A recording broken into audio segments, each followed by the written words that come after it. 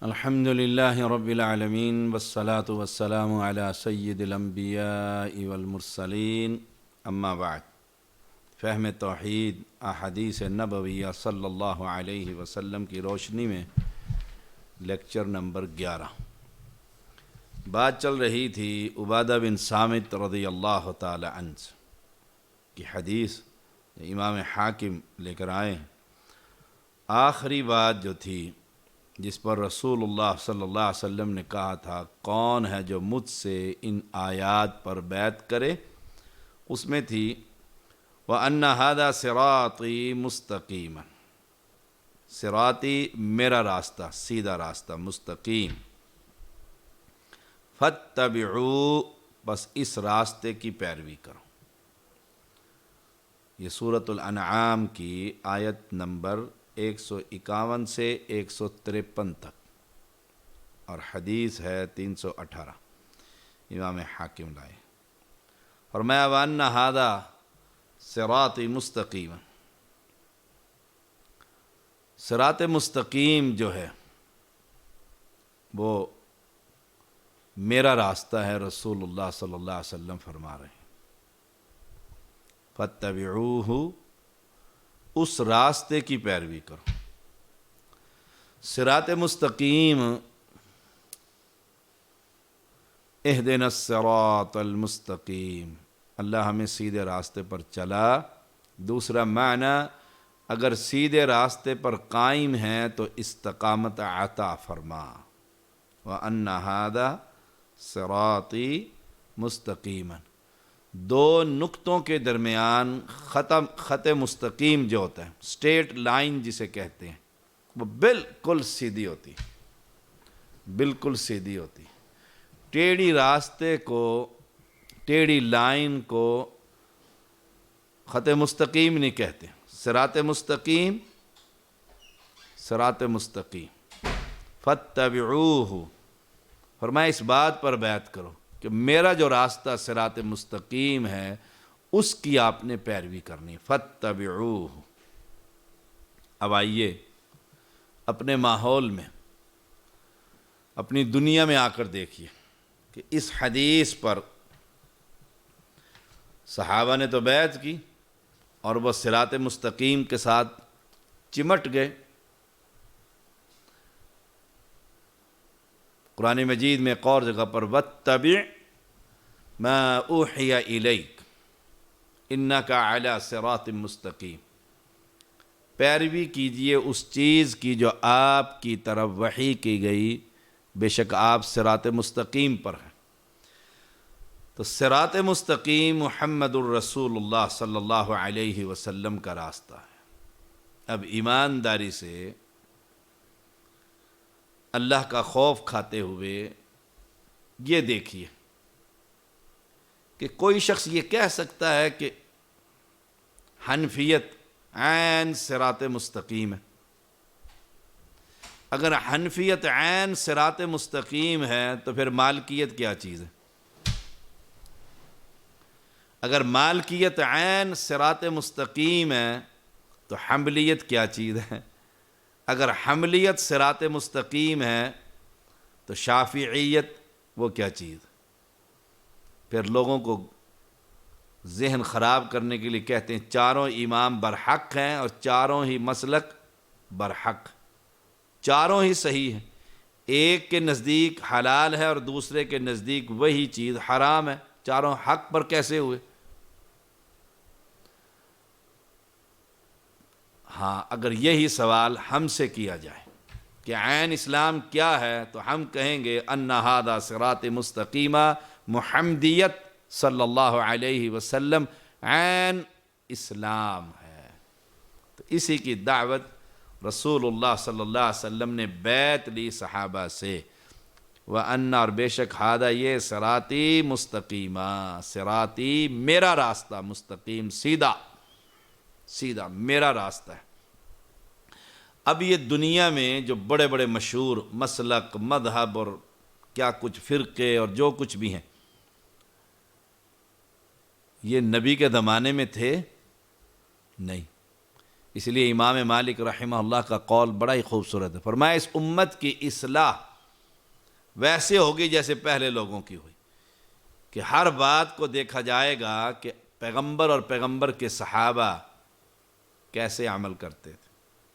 تو صراط مستقیم کو تلاش کیجیے۔ صراط مستقیم کیا ہے؟ واتبع ما اوحی الیک، وہی کیا چیز کی گئی تھی؟ قرآن، وہی یہ متلو قرآن، اور وہی غیر متلو احادیث صحیحہ۔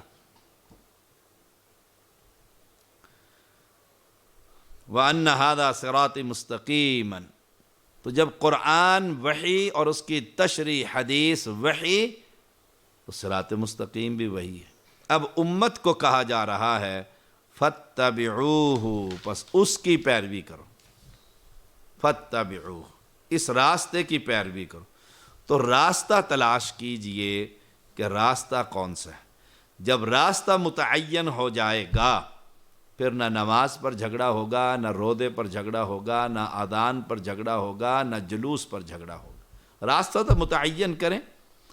ہم نے راستہ متعین کیا ہے، کیا؟ صراط مستقیم، پیغمبر کا راستہ۔ آپ نے راستہ متعین کیا ہے، حنفیت، شافیت، مالکیت، حنبلیت، چشتیت، صابریت، مودودیت، اور پتہ نہیں کیا کچھ۔ راستہ چیک کریں کہ راستہ کون سا ہے، کس کی پیروی کرنی۔ اللہ کے پیغمبر علیہ السلام نے کس کی پیروی کا حکم دیا؟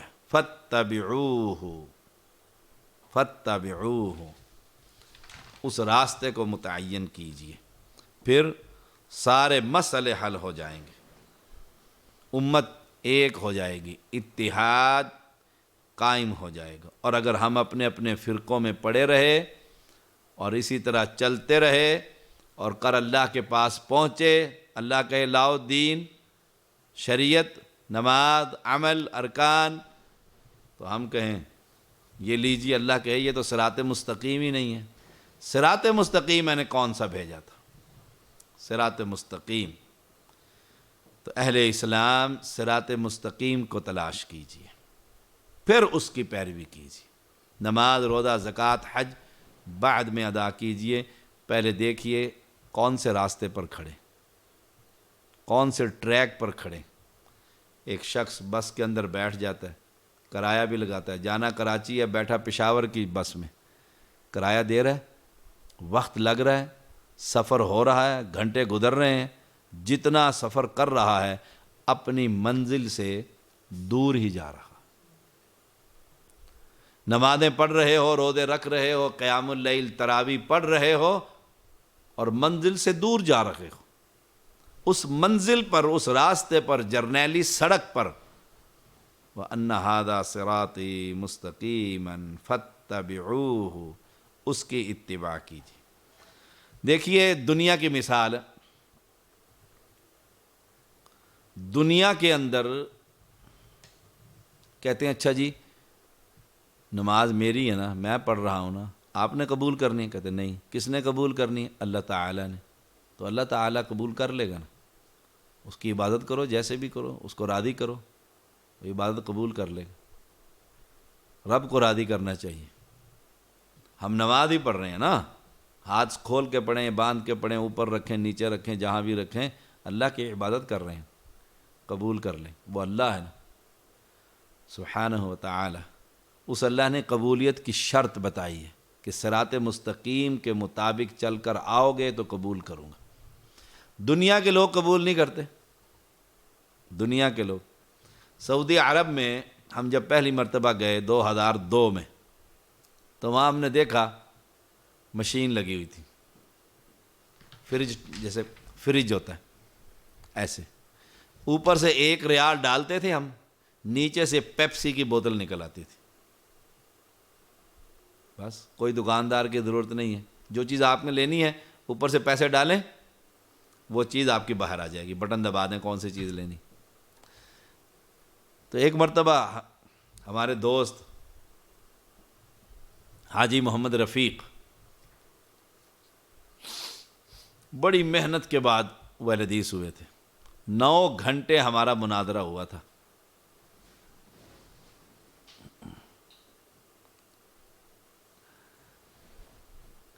9 گھنٹے مناظرہ ہوا تھا، رات 9 بجے شروع ہوا، صبح ہو گئی، اور مناظر اسلام ماشاء اللہ حافظ غلام اللہ محمدی حافظہ اللہ تعالی وہ متکلم تھے اور میں معاون تھا ان کا. تو اس کے بعد جو بڑے لوگ تھے انہوں نے فیصلہ دے دیا تھا. مفتی محبوب اور مولانا امین ماسٹر امین اکاڑوی کا بھائی وہ تھے ادھر سے. ساری رات مناظرہ چلتا رہا. مولانا کو بیچارے کو بزرگ آدمی تھے، جاگنا پڑا تو رات کو جلاب لگ گئے ان کو.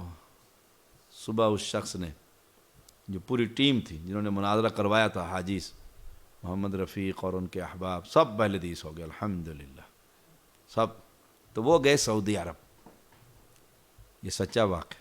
وہ گئے سعودی عرب تو انہوں نے بوتل پینے کی خواہش کی تو ریال ڈالا، اس میں بوتل نکل آئی باہر. اس نے کہا ٹھہرو، پاکستانی روپے ڈالتے ہیں.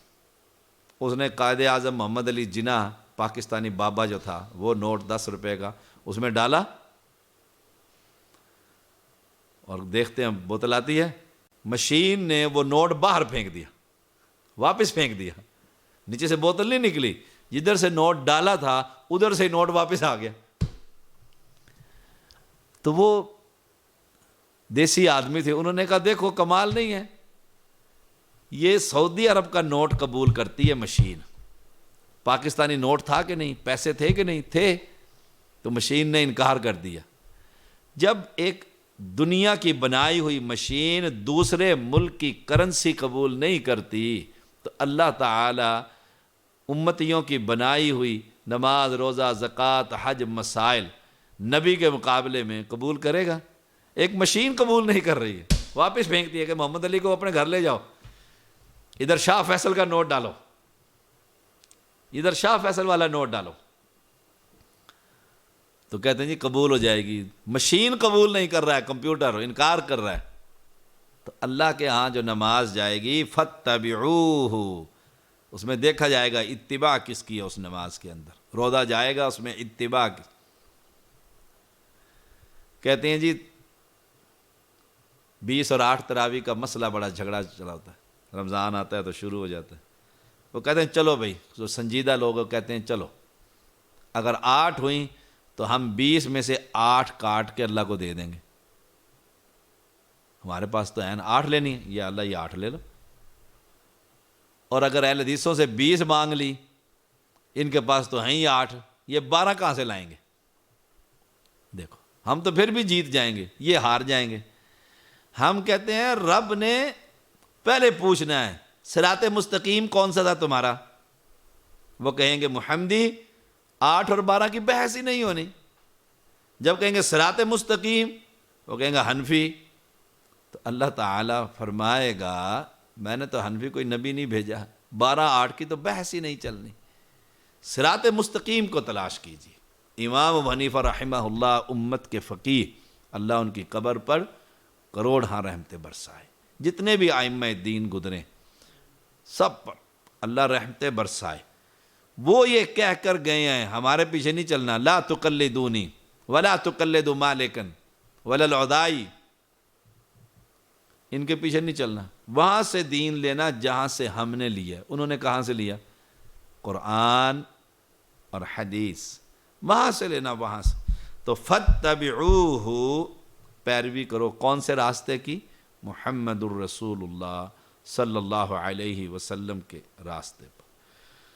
وَلَا تَتَّبِعُوا السُّبُلَ فَتَفَرَّقَ بِكُمْ عَنْ سَبِيلِهِ، فرمایا اور دوسرے راستے پر نہ چلو، دوسرے راستے کی اتباع نہ کرو، وہ تمہیں اللہ کے راستے سے علیحدہ کر دیں گے، الگ کر دیں گے. دیکھو جی ہم نبی کا کہنا، اب ان ائمہ دین نے نبی کی اطاعت کی تو ان کا راستہ بھی وہی ہوا نا. لیکن راستہ انسان تھے کہ نہیں تھے؟ انسان تو نبی اکرم صلی اللہ علیہ وسلم بھی تھے. نبی اکرم صلی اللہ علیہ وسلم سے غلطی ہو سکتی تھی؟ معصوم تھے؟ جی تھے. ائمہ دین معصوم تھے؟ نہیں. ہر بندے سے غلطی کا امکان ہے سوائے انبیاء علیہم الصلاۃ والسلام کے. تو فرمایا ولا تتبعوا السبل، دوسرے راستوں کی اتباع نہیں کرنی. فتفرق بکم عن سبیلی، اللہ کے راستے سے علیحدہ کر دیں. وہ اللہ کا راستہ کون سا ہے؟ دیکھیے گا وہ اللہ کا راستہ کون سا ہے. وہ اللہ تعالیٰ کا راستہ وہ ہے جو آسمان سے اللہ نے نبی پر بھیجا. جبریل امین کس کے اوپر آتے تھے؟ وہی کہاں اترتی تھی؟ وہی کس گھر میں اترتی تھی؟ وہی کس شخصیت پر اترتی تھی؟ مسئلے کا حل آسمان سے اللہ کس پر حل کر کے بھیجتا تھا؟ وہ ایک ہی ذات ہے اور اس کا نام ہے محمد صلی اللہ علیہ وسلم. فرمایا ذالکم وصاکم بہ لعلکم تتقون، یہ تمہیں وصیت کی جا رہی ہے، تاکیدی حکم ہے تاکہ تم پرہیزگاری اختیار کرو. سبحان اللہ. اب یہ بیعت جس نے یہ کر لی، ساری جو ہم پچھلے سبق میں پڑھا چکے ہیں اور آج کے اس سبق میں خاص طور پر امت کو اتحاد کا سبق دیا گیا اس آخری لائن میں. وَأَنَّ هَذَا صِرَاطِ مستقیم. میں یہ کہتا ہوں میرے بزرگ امام حنیفہ رحمہ اللہ بہت بڑے بزرگ ہیں. کون کہتا ہے بزرگ نہیں ہیں بہت بڑے؟ آپ آ جاتے ہیں آپ کہتے ہیں نہیں جی تمہارے امام سے تو میرے امام مالک بہت بڑے. وہ تیسرا بیٹھا ہوتا ہے وہ کہتا ہے نہیں تم سب چھوٹے ہو، میرا امام سب سے بڑا امام احمد بن حنبل. چوتھا آ جاتا ہے وہ کہتا ہے نہیں تم سب کے امام چھوٹے ہیں، میرے امام کی جو تحقیق ہے وہ امام شافعی کی سب سے اوپر. 4 ہو گئے. اور ایک سید اٹھ کر آ جاتا ہے وہ کہتا ہے تم سب چھوڑو، میرے امام جعفر صادق اہل بیت سے ہیں، وہ تو آل رسول ہیں، آل علی ہیں، علی کی اولاد میں سے ہیں، وہ سب سے ٹاپ پر ہے. اب ہر ایک شخص اپنے اپنے امام کو لے کر کھڑا ہے اور اس کی دعوت دے رہا ہے. وہ اس کو ماننے کے لیے تیار نہیں اور وہ اس کو ماننے کے لیے تیار. وہ اس کو ہر ایک کہتے نہیں میرا میرا میرا. ایک ہم بھی میدان میں پہنچ جاتے ہیں، ہم کہتے ہیں ٹھہرو ٹھہرو ٹھہرو، آپ سب کے بڑے بزرگ ہیں، کسی کا چھوٹا کسی کا بڑا، جو جس حیثیت میں ہے ہم اس کو مان لیتے ہیں. میں ایک اور شخصیت کا نام لینے لگا ہوں، دیکھو پھر آپ سوچو. میں کہتا ہوں محمد الرسول اللہ صلی اللہ علیہ وسلم ان سب سے بڑے ہیں. کیا سب کی گردنیں جھک جائیں گی؟ جس کی نہیں جھکے گی اسلام نہیں رہے گا، ایمان نہیں رہے گا، مسلم نہیں رہے گا. دیکھو اتحاد کی دعوت کتنی خوبصورت، کتنی خوبصورت. تو وَأَنَّ هَذَا صِرَاطِي مُسْتَقِيمًا فَاتَّبِعُوا. اب جو شخص یہ ساری چیزوں کی بیعت کر لیتا ہے، فَمَنْ وَفَا أَجْرُهُ عَلَى اللَّهِ، جس نے اسے پورا کیا، فَأَجْرُهُ عَلَى اللَّهِ، اس کا اجر اللہ کے ذمے. وَمَنْ انتقص شَيْئًا، اور جس نے کسی چیز میں کمی کی، أَدْرَكَهُ اللَّهُ بِهَا فِي الدُّنْيَا كَانَتْ عُقُوبَتَهُ، پھر اللہ تعالیٰ نے اسے دنیا ہی میں اس کی سزا دے دی. تو یہ اس کے کیے کی سزا ہے، دنیا میں سزا مل گئی. وَمَنْ أُخِّرَ إِلَى الْآخِرَةِ كَانَ أَمْرُهُ إِلَى اللَّهِ، اور جس کی سزا کو آخرت کے لیے مؤخر کر دیا گیا تو اس کا معاملہ اللہ کے سپرد ہے. کان امرہ الی اللہ، ان شاء عذبہ و ان شاء غفر لہ، چاہے عذاب دے اور چاہے معاف کر دے. وہ بادشاہ، وہ شہنشاہ، وہ شہنشاہ. امام احمد رحمہ اللہ حدیث لے کر آئے. سیدنا جریر رضی اللہ تعالیٰ بیان کرتے ہیں میں رسول اللہ صلی اللہ علیہ وسلم کی خدمت میں حاضر ہوا، آپ سے عرض کی اللہ کے رسول صلی اللہ علیہ وسلم ہاتھ بڑھائیے میں بیعت کرنا چاہوں، اور شرائط آپ خود بتا دیجیے کیونکہ شرائط کے متعلق آپ زیادہ جانتے ہیں. آپ صلی اللہ علیہ وسلم نے فرمایا ابایعک علی اللہ تشرک باللہ شیئا، میں تم سے بیعت لیتا ہوں اس بات پر تم اللہ کے ساتھ کسی کو شریک نہیں ٹھہراؤ گے. پھر وہی توحید کی دعوت، بیعت اللہ کی توحید پر ہوگی. اور یہاں پیر جو بیعت لیتا ہے فقیر سے، اس پیر ہی کو اللہ کا شریک بنا دیتے ہیں۔ سائیں ہے نا سرتے، مرشد ہے نا جی، اور مرشد بھی کہہ دیتا جاؤ جاؤ جو مرضی کرو میں ہوں نا، اور وہاں کوئی نظر نہیں آئے گا حشر کے میدان میں مرشد۔ اللہ اکبر۔ فرمایا ابایعک علی اللہ تشرک باللہ شیئا، اللہ کے ساتھ کسی کو شریک نہیں ٹھہراؤ گے۔ جانور، درخت، پتھر، مورتیاں، انسان، مردے، زندے، گدیاں، سجادے، مخدومے، پتہ نہیں کون کون کیا کیا، کسی کو شریک نہیں ٹھہراؤ گے۔ نمبر 2، وَتُقِيمَ الصَّلَاةَ، نماز قائم کرو گے، با جماعت نماز ادا کرو گے۔ اور نماز کا طریقہ صلو کما رأیتمونی اصلی، نبی اکرم صلی اللہ علیہ وسلم کا ہوگا۔ وَتُقِيمَ الصَّلَاةَ وَتُؤْتِيَ الزَّكَاةَ، زکوٰۃ ادا کرو گے۔ بھیڑ بکریوں میں، کھیتی باڑی میں عشر، زیور سونے چاندی میں، مال و متاع میں جو زکوٰۃ کا نصاب ہے اس کے تحت نماز اور زکوٰۃ میں کمی نہیں کی جا سکتی، فرق نہیں کیا جا سکتا، فرق نہیں کیا جا سکتا کہ نماز پڑھتا ہے اور زکوٰۃ دیتا ہے۔ ایک شخص مجھے ملا، بوڑھا ہو گیا تھا، وہ کہتا میں نے آج تک زکوٰۃ نہیں دی، فیکٹری کا مالک تھا، اب آپ کی مسجد میں آنے لگا ہوں تو خوف آتا ہے، زکوٰۃ زکوٰۃ، اتنے غافل ہیں لوگ زکوٰۃ سے، اور زکوٰۃ نہ دینے والے پر اسی کا پلاٹ اور زیور جہنم میں گرم کر کے تختے بنا کر اس کے جسم پر لگا دیا جائے۔ فرمایا وَتُؤْتِيَ الزَّكَاةَ۔ نمبر 4، وَتَنْصَحَ الْمُسْلِمَ، ہر مسلمان کے ساتھ خیر خواہی کرو گے۔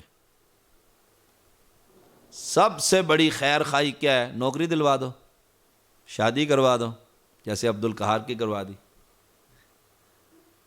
ارسلان کی کروا دی ہم نے، خیر خواہی ہے، یہ بھی خیر خواہی ہے، لیکن سب سے بڑی خیر خواہی کیا ہے؟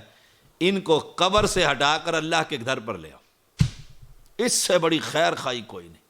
ان کو علم اور جھنڈے کی عبادت اور حسین کی عبادت، اہل بیت کی پوجا پاٹ سے ہٹا کر اللہ کے سامنے جھکنے کی تعلیم دے دو۔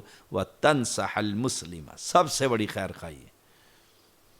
آپ ایک آدمی کے ساتھ خیر خواہی کریں، اسے کھانا کھلائیں، اسے لباس پہنائیں، اس کی بچیوں کی شادی کریں، اس کی شادی کریں، اس کے معاملات سے بڑا خوش۔ اور آپ کہیں یہ کڑا آپ نے ہاتھ میں کیوں پہنے، سے اتار دو، اس نے کہا دیکھو صحیح، مذہب اپنا اپنا، مذہب اپنا اپنا ہے، اس میں آپ مجھے کچھ نہ کہیں۔ حالانکہ سب سے بڑی خیر خواہی کیا ہے؟ رسول اللہ صلی اللہ علیہ وسلم بھوک اور پیاس اور پتھر برداشت کر کے اپنی ہی قوم کو سب سے بڑی خیر خواہی کی طرف دعوت دے رہے ہیں کہ یہ لات اور منات جو یہ رکھے ہوئے ہیں نا، بت بیت اللہ کے اندر یہ موجود ہیں، جو 360 اور دیگر جگہ جگہ پر یہ کچھ نہیں کر سکتے۔ سب سے بڑی خیر خواہی سب سے۔ کہتے ہیں شاہ صاحب اصلاح معاشرہ پر تقریر کریں، میں جاتا ہوں تقاریر پر، جب اب تو یہ کرونا وائرس آ گیا تو جو کمزور عقیدے کے، کمزور جماعت، افرادی قوت کم، غریب، شاہ صاحب حالات بہتر نہیں ہیں، اصلاح معاشرہ پر تقریر کرتے ہیں۔ ان کے ذہن میں ہوتی ہے اصلاح معاشرہ یہ گانے نہ سنو، جھوٹ نہ بولو۔ میں کہتا ہوں جی بالکل اصلاح معاشرہ پر کریں گے۔ میں کہتا ہوں سب سے پہلے معاشرے کی اصلاح کائنات کے اندر محمد الرسول اللہ صلی اللہ علیہ وسلم نے کی، اور اپنی قوم کو قبروں سے ہٹا کر اللہ کی توحید کی دعوت دی۔ وہ سارے پریشان ہو جاتے، کہتے پھر وہی بات آ گئی ہے۔ پھر ایک جگہ پر بہت بڑا اشتہار چھاپا انہوں نے، اس میں لکھا تھا عظمت قرآن پر خطاب ہوگا۔ میں نے کہا قرآن کی سب سے بڑی عظمت یہ ہے کہ یہ اللہ کی توحید کا پیغام دیتا ہے، پہلی سورت سے الحمدللہ رب العالمین۔ تعریفیں بابے کی نہیں، تعریفیں بابے کے خالق کی ہیں۔ مجھے تو جو بھی موضوع دو گے، جہاں سے بھی لے کر آؤ گے، میں اس میں توحید کا پیغام ضرور دوں گا، کیونکہ یہ ہمارا مشن، اور اس مشن پر آج علماء نہیں، خطباء کہہ لیجئے، علماء کہہ لیجئے، بس اللہ ہی حافظ ہے۔ کیا کہنا، جا کر پوچھتے ہیں قوم سے، جی کیا کہنا ہے، کیا سنانا ہے، قوم سے پوچھتے ہیں جا کر، جی کیا بیان کرنا ہے، وہ کہتے ہیں جی سگریٹ کے خلاف بیان کر دو۔ اچھا جی ٹھیک ہے، ایمانداری سے بتائیے، مریض جائے ڈاکٹر کے پاس، ڈاکٹر پوچھے گا ہاں جی کون سی دوائی لکھوں، مریض سے پوچھے گا کون سی دوائی دوں، وہ چیک کرے گا، اس کو تھرمامیٹر لگائے گا، بلڈ پریشر چیک کرے گا، ہارٹ بیٹ چیک کرے گا، نبض چیک کرے گا، الٹرا ساؤنڈ کرے گا، پھر دیکھے گا اس کے اندر یہ بیماری ہے، پھر اس کو دوائی لکھ کر دے گا۔ جب ہم نصیحت کرنے کے لیے نکلے ہیں مسلمانوں کی خیر خواہی، تو ہمیں پتہ نہیں ہے کہ ساری قوم، اکثریت، اللہ اکبر، قبروں پر جھکی پڑی ہے، مانگ رہی ہے، باب الحق بیڑی دھک دھک حق حق دھک لگی ہوئی ہے، تو میں جا کر ان سے پوچھوں کہ میں نے کیا کہنا ہے؟ سبحان اللہ۔ یہ وہ لوگ ہیں جنہوں نے جو پوچھتے ہیں جا کر ہم نے کیا کہنا ہے، وہ تنصح المسلم، جنہیں نبی کی جو مشن تھا اس کی خبر نہیں، اور سخت الفاظ ہیں، کاروباری لوگ ہیں، کاروباری لوگ، وہ کہتے ہیں جو کہو گے وہ کہہ لیں گے، بس کاروبار، فضیلت بیان کرنی جس کی چاہیں کروا لو مجھ سے، محرم آ رہا تو علی کی فضیلت بیان کر دو جی، جلسہ ہو گیا جی، 2 لاکھ روپے خرچ ہو گئے، فائدہ کیا ہوا؟ یہ بیان کرو علی کی فضیلت، سب سے بڑی یہ ہے کہ علی رضی اللہ تعالی جنتی ہے انشاءاللہ، چوتھے خلیفہ ہیں، داماد رسول ہیں، حسنین کریمین کے بابا ہیں، لیکن مشکل کشا نہیں ہے، بس یہ وہاں پر کہو کہ یہ مشکل کشا نہیں ہے، اگر مشکل کشا ہوتے حسین مظلوم شہید نہ ہوتے۔ تو فرمایا وَتَنْصَحَ الْمُسْلِمَ۔ اور نمبر 5 وَتُفَارِقَ الْمُشْرِكَ، مشرکین سے الگ رہو گے۔ امام احمد لے کر آئے اس حدیث کو، 19233 نمبر ہے، مشرکین سے الگ رہو گے۔ کیا معنی؟ مشرکین کے ملکوں میں رہائش اختیار نہیں کرو گے۔ پاکستان کے حالات تو بڑے خراب ہیں جی، یہاں تو پتہ نہیں اب کیا ہونے والا ہے، ملک بھی بچتا ہے کہ نہیں بچتا، وہ گئے امریکہ، وہاں تم بچ جاؤ گے وہ گئے۔ کفر کے ممالک میں رہائش اختیار نہیں کرو گے، ہاں الا یہ کہ دعوت دین کا کام کرنا، اسلام کا پیغام ان کو دینا، ورنہ مشرکین سے علیحدہ رہو۔ کیا ہوگا جب مشرکین سے علیحدہ نہیں ہوگے تو ان کے رنگ میں رنگے جاؤ گے۔ 16 سال کی بیٹی ہوگی تو باپ سے نہیں پوچھے گی، اپنے یار کو کمرے میں لے آئے گی، اور باپ اگر منع کرے گا تو ساتھ ہی فون کر کے پولیس کو لے آئے گی اور باپ اریسٹ ہو جائے گا۔ قانون ہے سارے کفر کے ممالک کا۔ 16 سال کا بیٹا ہو گیا ہے، وہ کسی لڑکی کو لے کر آ رہا ہے، باپ پوچھ نہیں سکتا اپنے کمرے میں اس کو کیوں لے کر جا رہا ہے، پوچھے گا، فون کرے گا، پولیس آئے گی، باپ کو جیل میں بند کر دے گی، جب تک وہ لکھ کر نہیں دے گا کہ میں مداخلت نہیں کروں گا بیٹے کے معاملات میں، باہر نہیں آئے گا۔ کفر کے ممالک میں جی پیسہ بہت ہے، ڈالر ہیں وہاں پر، سود میں جکڑے جاتے ہیں۔ دوسرا معنی وَتُفَارِقَ الْمُشْرِكَ، مشرکین سے علیحدہ رہو گے، ان کے ساتھ دلی محبت نہیں ہوگی کہ ماما ہے شیعہ، ماما تو ہے نا، جب شیعہ ہے، تشیع ہے، رافضی ہے، امیر معاویہ کو گالیاں دیتا ہے، پھر ماما کیسا ہے؟ پھر دلی محبت نہیں ہوگی، بے ادبی بھی نہیں ہوگی کسی انسان کی بھی۔ کافر کافر نہیں کہا جائے گا اس کو اسلام کا پیغام دیا جائے گا، لیکن دل میں محبت نہیں ہوگی۔ مر جائے تو مر گیا مشرک، کوئی جنازہ نہیں، کوئی نماز نہیں۔ وَتُفَارِقَ الْمُشْرِكَ، مشرکین سے علیحدہ رہو گے۔ ہاں کوئی ضرورت ہے تو ماما کے پاس جایا جا سکتا ہے، چچا کے پاس جایا جا سکتا ہے، مشرک سے میل جول رکھا جا سکتا ہے، کوئی کام ہے اس سے کام کیا جا سکتا ہے وہ ہم سے کام، لیکن دل میں محبت کس کی ہے؟ مسلم کی، جس کا اللہ پر ایمان درست ہے، جو مالک کو مشکل کشا مانتا ہے، اس کی، وہ غریب مسکین ہے، اس سے دلی محبت ہو۔ جنگ بدر میں ایک صحابی نے دیکھا ایک اپنے ساتھی صحابی کو کہ وہ ایک شخص کو پکڑے ہوئے اور ان کو بیڑیاں پہنا رہا ہے، بازو باندھ رہا ہے، تو وہ کہتے ہیں ذرا کس کے باندھ اس کے بازو، اس کی ماں کے پاس اونٹنیاں بہت ہیں۔ اب جو قیدی تھا اس نے دیکھا، اس نے کہا سگا بھائی میرا، اس نے کہا تو بھائی ہو کر مجھے یوں کہتا ہے میرے بارے کے اندر؟ اس نے کہا تو میرا بھائی نہیں ہے، تو لات کا پجاری ہے، بھائی وہ ہے جو تیری رسیاں باندھ رہا ہے، تیرے ہاتھ باندھ رہا ہے، تجھے قابو کیے ہوئے ہے، کیونکہ وہ میرا مسلم بھائی ہے، میں اور وہ ایک اللہ پر ایمان رکھتے ہیں۔ یہ ہے وَتُفَارِقَ الْمُشْرِكَ۔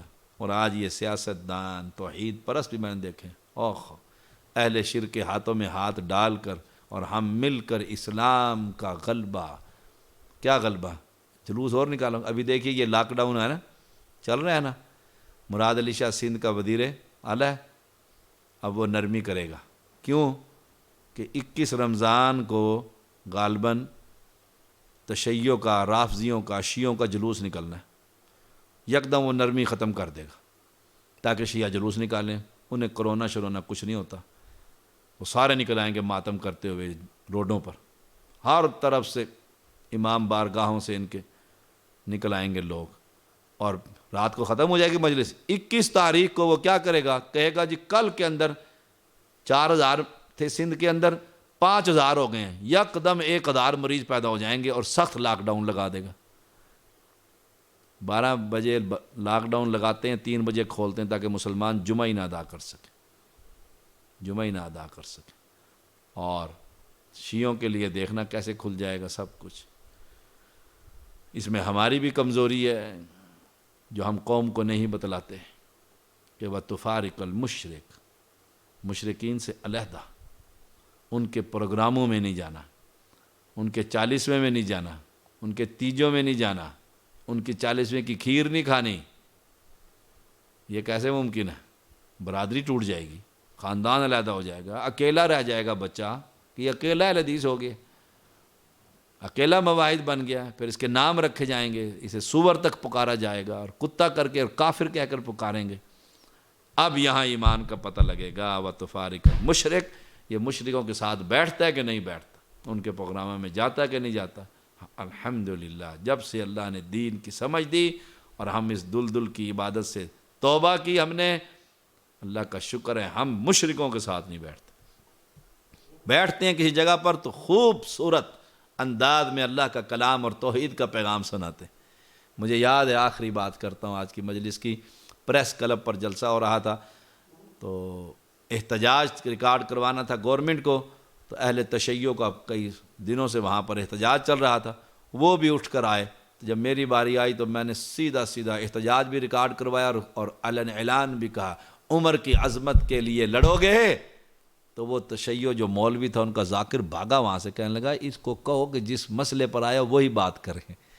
میں نے ان کو دیکھ کر کہا تھا کہ انہیں تکلیف ہوتی ہے عمر سے شیطان مکہ میں بھی مدینہ میں بھی بھاگتا تھا، اور آج بھی عمر سے شیطان بھاگتے ہیں۔ وآخر دعوانا ان الحمد للہ رب العالمین۔